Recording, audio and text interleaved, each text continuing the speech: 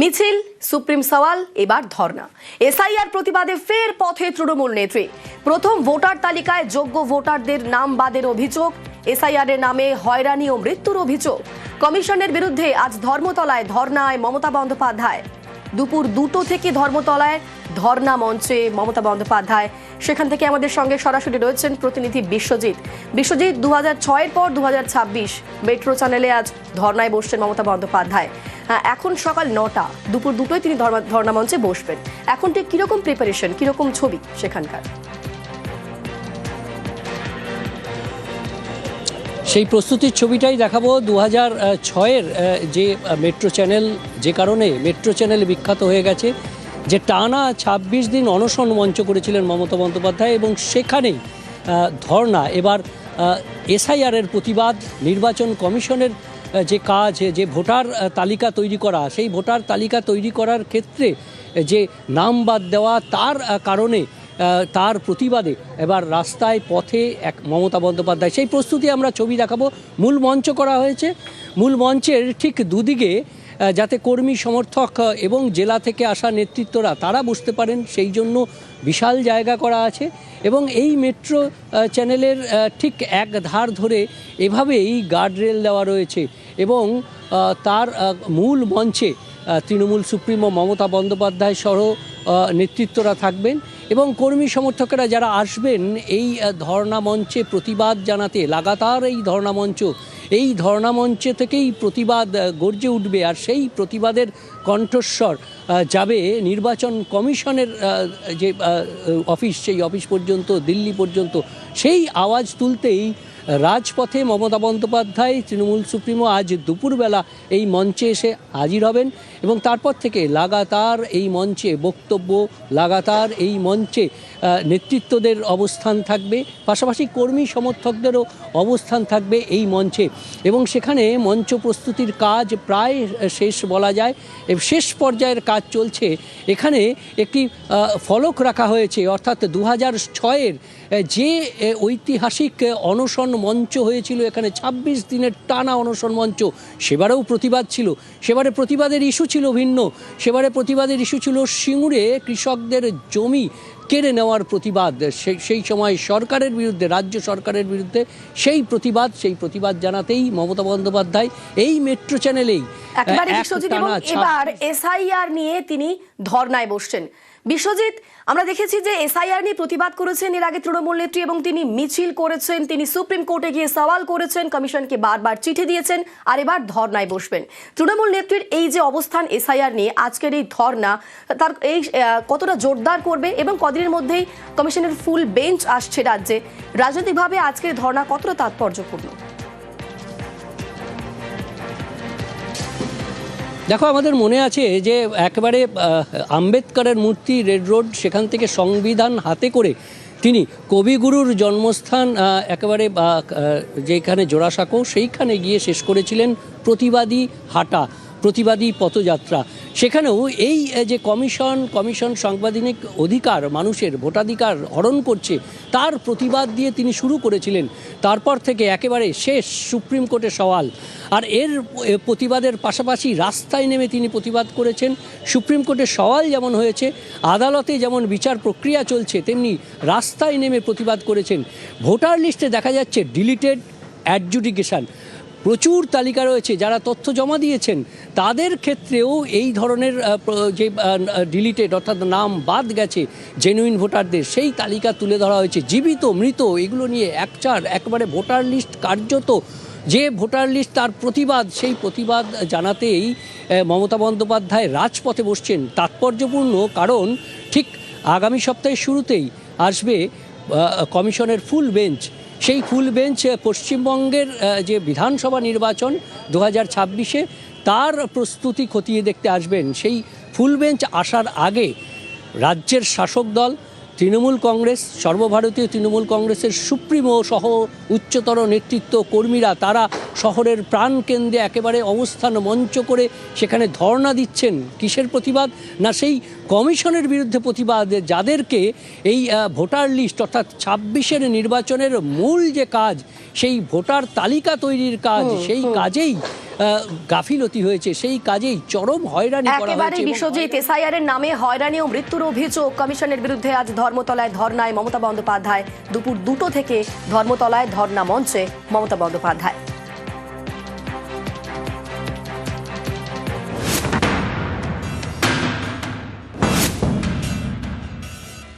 I have started my struggle from the beginning, and my life will be end with the struggle. I am starting my dharna from after Dol 6th. Give me the moral support to fight for the people. And until and unless I am alive in this world, SIR এর প্রতিবাদে এবার ধর্নায় মমতা বন্দ্যোপাধ্যায়। শুক্রবার দুপুর 2টোয় ধর্নায় বসবেন তৃণমূল নেত্রী, একথা প্রথম জানান অভিষেক বন্দ্যোপাধ্যায়। 6 তারিখ মেট্রো চ্যানেলে মমতা বন্দ্যোপাধ্যায় নিজে এই নিয়ে প্রতিবাদ কর্মসূচি নিয়েছে। তিনি অবস্থান বিক্ষোভ এবং ধর্নায় দুপুর 2টো থেকে নিজে বসবেন। তারপরে পরবর্তী কর্মসূচি তিনি অ্যানাউন্স করবেন। এসআইআর করার নামে ভোটারদের নাম বাদ দেওয়ার চক্রান্ত, এই অভিযোগে শুরু থেকেই সরব মমতা বন্দ্যোপাধ্যায়। जैसे बिहार में 40 लाखों का ज्यादा आदमी को नाम निकाल दिया और बंगाल में भी करने वाला है। अगर करेगा तो घेराव कर्मसूची करेंगे। গত অক্টোবরে পশ্চিমবঙ্গে শুরু হয় এসআইআর। লক্ষ লক্ষ ভোটারকে শুনানিতে ডাকা হয়। বাড়তে থাকে হয়রানি। এসআইআর আতঙ্কে অনেকের মৃত্যু এবং আত্মহত্যার অভিযোগ ওঠে। পথে নামেন মমতা বন্দ্যোপাধ্যায়। রেড রোডে বি আর আম্বেদকরের মূর্তির সামনে থেকে মিছিল শুরু করেন, শেষ করেন জোড়াসাঁকো ঠাকুরবাড়ির কাছে। মিছিলে তৃণমূল নেত্রীর হাতে ছিল ভারতের সংবিধান। আমাদের নতুন করে প্রমাণ দিতে হবে যে we are Indian citizen or not. এতদিন পর প্রমাণ দিতে হবে। আপনার বাবা মার সার্টিফিকেট নিয়ে আসতে হবে। अगर एक भी आदमी का लोग नाम बात गया तो बीजेपी का गवर्नमेंट तोड़ के छोड़ेंगे। শুধু হুঙ্কার নয়, ফেব্রুয়ারির শুরুতেই দিল্লিতে রণংদেহী মেজাজে দেখা যায় তৃণমূল নেত্রীকে। এসআইআর এর জন্য হয়রানির শিকার হয়েছেন এমন বেশ কিছু পরিবারের সদস্যকে নিয়ে পৌঁছে যান রাজধানীতে। মুখ্য নির্বাচন কমিশনার জ্ঞানেশ কুমারের সঙ্গে সাক্ষাৎ করেন। দিল্লিতে নির্বাচন কমিশনের অফিসের সামনে দাঁড়িয়ে সুর চড়ান। हमारा भी जनता हमारे साथ में है, हम मैदान में लड़के लेंगे। बंगाल को टारगेट करने के लिए वो बीजेपी उसका पक्ष में है। जो मर्जी बीजेपी करेगा उसको वो करेगा। तो हमारा भी जनता हमारे साथ में है। এখানেই শেষ নয়, প্রথম মুখ্যমন্ত্রী হিসেবে দেশের শীর্ষ আদালতে সওয়ালও করেন মমতা বন্দ্যোপাধ্যায়, যা এক বেনজির ঘটনা। This court gave order that Aadhaar card will be one of the proof documents, but they said no. Said in other state, said the domicile certificate is allowed. Only they targeted Bengal on the eve of election. Only they have appointed 8,300 micro observer and the role observer from the BJP ruled state, so that micro observer can delete all the names sitting inside the election commission office through AI. SIR এর পর 28 ফেব্রুয়ারি প্রথম voter তালিকা প্রকাশ করে নির্বাচন commission. তাতে বাদ গেছে 5,46,053 জনের নাম। এছাড়া বিচারাধীন 60,06,675। তৃণমূলের দাবি এই তালিকায় কারচুপি করা হয়েছে। বিজেপির কথায় চলছে কমিশন। এসআইআর এর প্রতিবাদে এবার তাই ধর্নায় মমতা বন্দ্যোপাধ্যায়। এর আগে সিঙ্গুর আন্দোলনের সময় ধর্মতলার মেট্রো চ্যানেলে অনশন করেন মমতা। সেই ধর্মতলা, সেই মেট্রো চ্যানেল, ফের প্রতিবাদে মমতা বন্দ্যোপাধ্যায়। এবার এসআইআর এর প্রতিবাদে ধর্না। ইলেকশন কমিশন দেখবে যাতে একটাও ভারতের নাগরিকের যাতে ভোট অধিকার না দেয়, রক্ষা করার দায়িত্ব তার। যে রক্ষা করার দায়িত্ব সে হরণ করছে, ভোট অধিকার হরণ করছে। তার প্রতিবাদ নিশ্চিতভাবে আমাদের নেত্রী মমতা ব্যানার্জি, আমাদের সাধারণ সম্পাদক অভিষেক বন্দ্যোপাধ্যায় তার প্রতিবাদ করছেন। এই সেই ধর্মতলার মেট্রো চ্যানেল, এই ফলকটিও অত্যন্ত নজর কাড়া। তার কারণ টাটাদের সিঙ্গুরে জোর করে প্রকল্পের জন্য জোর করে জমি অধিগ্রহণ করা হচ্ছে। এই অভিযোগকে জানিয়ে 2006-এর 3রা থেকে 28শে ডিসেম্বর পর্যন্ত এই মেট্রো চ্যানেলেই অনশন করেছিলেন মমতা বন্দ্যোপাধ্যায়। 6 তারিখ থেকে দুপুর 2টো থেকে সেই মেট্রো চ্যানেলেই তিনি অবস্থানে বসতে চলেছেন। ইতিমধ্যেই দেখতে পাওয়া যাচ্ছে যে প্রস্তুতিটা শুরু হয়ে গিয়েছে, যে মূল মঞ্চ তৈরি করা হচ্ছে এবং মূল মঞ্চের পাশাপাশি রাস্তার একাংশে যারা আসবেন এই অবস্থান কর্মসূচিতে যোগ দিতে তাদের বসার জন্য ব্যবস্থা করে রাখা হচ্ছে। ক্যামেরা অসিত দাসের সাথে আবির ঘোষাল, নিউজ 18 বাংলা, কলকাতা। বাংলা বানানের গুঁতো, ভোটার তালিকায় গুচ্ছ গুচ্ছ ভুল, এমনকি এসআইআর নিয়ে যিনি নানান নির্দেশ দিয়েছেন সুপ্রিম কোর্টের সেই বিচারপতি জয়মাল্য বাগচির নামের বানানেও ভুল।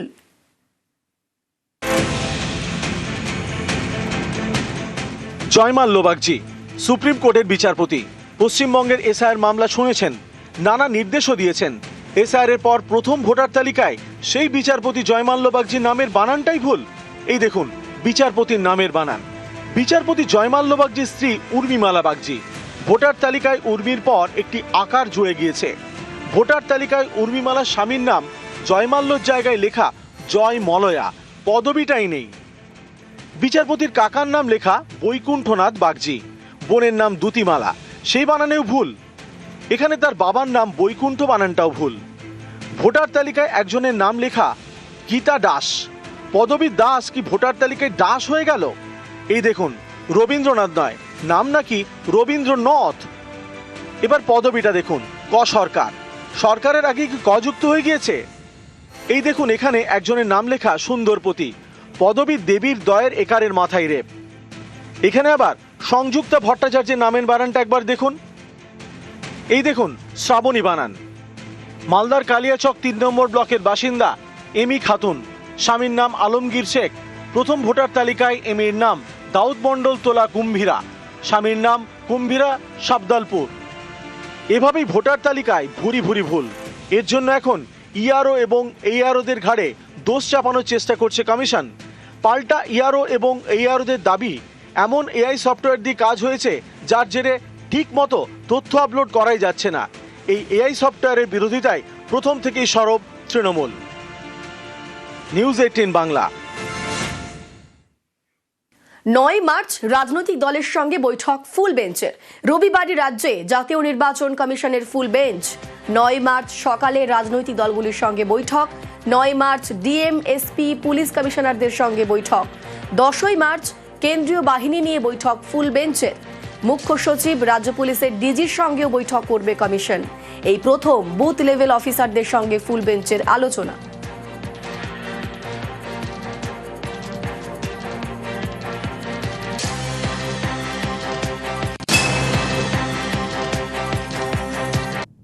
পশ্চিমবঙ্গের রাজ্যপালের পদত্যাগ করলেন রাজ্যপাল সিভি আনন্দ বোস। গতকাল সন্ধ্যে 7:25 নিউজ 18 বাংলাতে এই খবর প্রথম ব্রেক করি। বিধানসভা ভোটের আগেই পদত্যাগ বোসের। 2022-এর 23শে নভেম্বর রাজ্যপালের দায়িত্বে বোস। মেয়াদ শেষ হওয়ার আগেই সিভি আনন্দ বোসের পদত্যাগ। বোসের পদত্যাগপত্র গ্রহণ করেছেন রাষ্ট্রপতি। পশ্চিমবঙ্গের গভর্নর সিভি আনন্দ বোস পদত্যাগ করেছেন। কিসের জন্য পদত্যাগ করেছেন, কেন পদত্যাগ করেছেন কিছুই জানা যাচ্ছে না। রাজনৈতিক মহলে নানা রকম জল্পনা শোনা যাচ্ছে, নানা রকম কল্পনা শোনা যাচ্ছে, কিন্তু এখনো পর্যন্ত স্পষ্ট নয়, এখনো পর্যন্ত পরিষ্কার নয় কি কারণে সিভি আনন্দ বোস পদত্যাগ করলেন। প্রসঙ্গটা বলে রাখি, 3 বছর মতো হয়েছে সিভি আনন্দ বোসের পশ্চিমবঙ্গের গভর্নর পদে। এর আগে জগদীপ ধনখড়, তারও 3 বছর ছিল, মেয়াদ হয়েছিল 3 বছরের, কিন্তু তারপর তাকে উপরাষ্ট্রপতি করে পাঠিয়ে দেওয়া হয় দিল্লিতে। কিন্তু উপরাষ্ট্রপতি পদেও তিনি বেশি দিন থাকতে পারেননি, তিনিও পদত্যাগ করে চলে যান। এবার সিভি আনন্দ বোস তিনিও কিন্তু পশ্চিমবঙ্গের গভর্নর পদ থেকে পদত্যাগ করলেন। পশ্চিমবঙ্গের রাজ্যপাল হতে চলেছেন তামিলনাড়ুর রাজ্যপাল আর.এন. রবি। তিনি একজন রিটায়ার্ড আইপিএস অফিসার। তিনি হতে চলেছেন পশ্চিমবঙ্গের নতুন রাজ্যপাল এবং তাকে নিয়ে চরম বিতর্ক রয়েছে তামিলনাড়ুতে।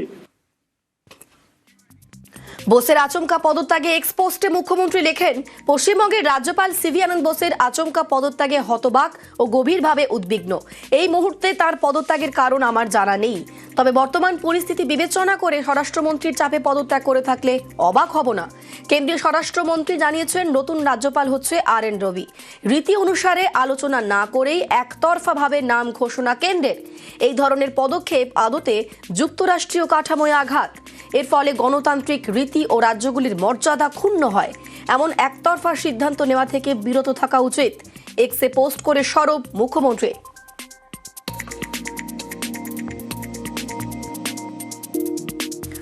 আচমকাই পদত্যাগ রাজ্যপালের। আগামীকাল দার্জিলিংয়ের হিল ফেস্টিভ্যালে বোস। রাজ্যপাল হিসেবে ফেস্টিভ্যালে থাকার কথা ছিল CV আনন্দ বোসের এবং দার্জিলিংয়ের হিল ফেস্টিভ্যালে থাকবেন রাষ্ট্রপতিও। গতকাল দুপুরে এক্স স্যান্ডেলে পোস্ট করেছিলেন বোস। সন্ধ্যেতেই রাজ্যপাল পদ থেকে আচমকা ইস্তফা দেন তিনি।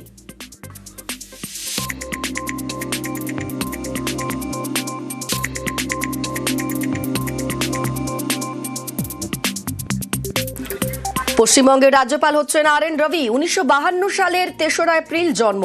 1974 সালে ফিজিক্সে মাস্টার্স, 1976 IPS। CBI এ গুরুত্বপূর্ণ দায়িত্ব সামলান। IB-তেও গুরুত্বপূর্ণ দায়িত্ব সামলেছেন। 2018 সালের 5ই অক্টোবর থেকে 2019-এর 31শে জুলাই পর্যন্ত জাতীয় নিরাপত্তা উপদেষ্টা ডেপুটির দায়িত্ব সামলেছেন RN রবি। 2019-এর অগস্ট থেকে 21-এর সেপ্টেম্বর পর্যন্ত নাগাল্যান্ডের রাজ্যপাল ছিলেন। মেঘালয়ের রাজ্যপালের অতিরিক্ত দায়িত্ব সামলেছেন RN রবি। 2021-এর 18ই সেপ্টেম্বর থেকে তামিলনাড়ুর রাজ্যপাল RN রবি।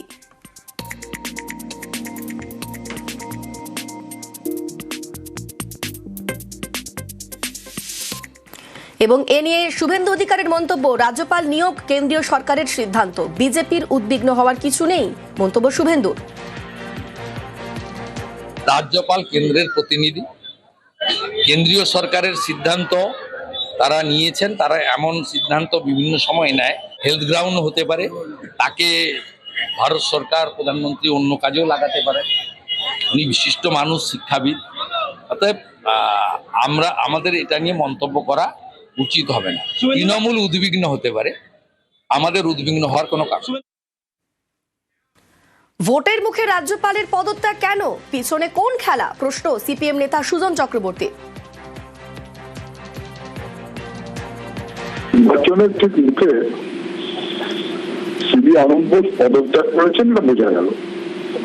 ঠিক এইরকম সময় কেন করলেন? পিছনে খেলা কি? রাজনীতিতে কেন্দ্রীয় সরকারের বাহিনীর হয়ে দালালি করতে উনি ব্যস্ত ছিলেন, কিন্তু আদারওয়াইজ একজন অযোগ্য এবং অপদার্থ, এটি নিয়ে কোনো সন্দেহ নেই। আমাদের নজর থাকবে দিল্লির খেলা কতটা, রাজ্যকে সুবিধা করে দেওয়ার জন্য কিভাবে কি চলতে পারে অথবা চলতে পারে না, সময় পরিষ্কার করবে। অপেক্ষায় থাকি। SIR চলাকালীন রাজ্যপালের পদত্যাগ নিয়ে প্রশ্ন প্রদেশ কংগ্রেস সভাপতির। SIR-কে নিয়ে যে আতঙ্ক, যে মানুষের মধ্যে একটা ভয়ের বাতাবরণ, সেই সময় সাংবিধানিক প্রধান তিনি তার পদ থেকে পদত্যাগ করলেন কেন? এর পেছনে কি আমরা জানি উপরাষ্ট্রপতি ধনকর সাহেবের মতো কোনো বিষয় লুকিয়ে আছে? তাহলে বুঝতে হবে যে তিনি হয়তো সরকারের সঙ্গে সহমত হচ্ছিলেন না, কেন্দ্রীয় সরকারের সঙ্গে। নচেত দেখা যাবে যে তাকে বাধ্য হয়ে সরানো হলো, যেমনভাবে ধনকর সাহেবকে করা হয়েছিল।